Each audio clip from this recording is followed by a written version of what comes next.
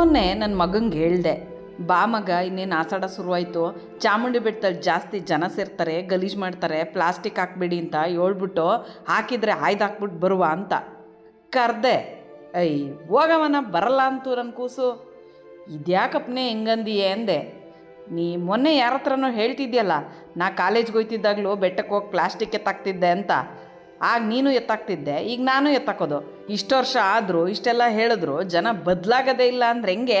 ನಾ ಬರಲ್ಲ ಹೋಗು ಅಂತು. ನಾಳೆ ನನ್ನ ಮೊಮ್ಮಗು ಹತ್ರ ಬಾ ಮಗ ಪ್ಲಾಸ್ಟಿಕ್ ಆಯ್ದುಬಿಟ್ಟು ಬರೋಣ ಅಂದರೆ ಅದು ಕನ್ನಡದಲ್ಲೋ ಇಂಗ್ಲೀಷಲ್ಲೋ ಒಟ್ನಲ್ಲಿ ಹಿಂಗೆ ಉಗೀತದೆ ಮಕ್ಕೆ. ಅಯ್ಯ ನಗ್ತಿರಲ್ಲ. ಎಷ್ಟು ಹೇಳಿದ್ರು ಅರ್ಶಿನಕ್ಕೊಂದು, ಕುಂಕುಮಕ್ಕೊಂದು, ಗಂಧದ ಕಡ್ಡಿ, ಕರ್ಪೂರ, ಹಣ್ಣು, ಹೂವು ಎಲ್ಲದಕ್ಕೂ ಪ್ಲಾಸ್ಟಿಕ್ ತರೋದು, ಚರ ಪರ ಅಂತ ಹರಿಯೋದು, ಸಿಕ್ಕಿದ ಕಡೆ ಎಸೆಯೋದು, ತಂದಿರೋದನ್ನೆಲ್ಲ ಅಲ್ಲಿ ಇಲ್ಲಿ ಚೆಲ್ಲೋದು. ಅವ್ವ ತಾಯಿ ಒಳ್ಳೇದು ಮಾಡು ಅನ್ನೋದು. ಅಲ್ಲ ಜನರೇ, ನಿಮ್ಮಟ್ಟಿಯ ಗುಡಿಸಿ ಒರೆಸಿ ಸ್ವಚ್ಛ ಮಾಡ್ಕೊಂಡು ಬೆಟ್ಟಕ್ಕೆ ಹೋಗಿ ಆ ತಾಯಿ ವಾಸ ಮಾಡೋ ಮನೆಯೇ ಗಲೀಜು ಮಾಡಾಕ್ಬಿಟ್ಟು ಬಂದರೆ, ಅತ್ತಿಂದು ಅಲ್ಲಿರೋ ಪ್ರಾಣಿ ಪಕ್ಷಿ ಜೀವ ಬಿಟ್ಬಿಟ್ರೆ ಆ ಚಾಮುಂಡಿ ತಾಯಿ ನಿಮ್ಮ ಒಪ್ತಾಳ? ನಿಮಗೆ ಒಳ್ಳೇದು ಮಾಡ್ತಾಳ?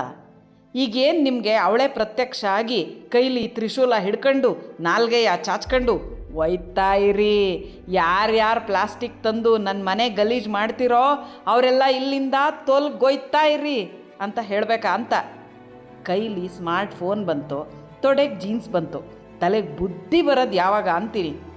ಬೆಟ್ಟಕ್ಕೆ ಹೋಗಿ ಒಂಚೂರು ಗಲೀಜು ಮಾಡದೆ ವಾಪಸ್ ಬನ್ನಿ. ಅರ್ಥ ಆಯ್ತಾ? ಏನು ಅರ್ಥ ಆಯ್ತದೋ ಅದು ಯಾವತ್ತು ಅರ್ಥ ಆಯ್ತದೋ ಚಾಮುಂಡಿ ನಿನಗೆ ಗೊತ್ತು.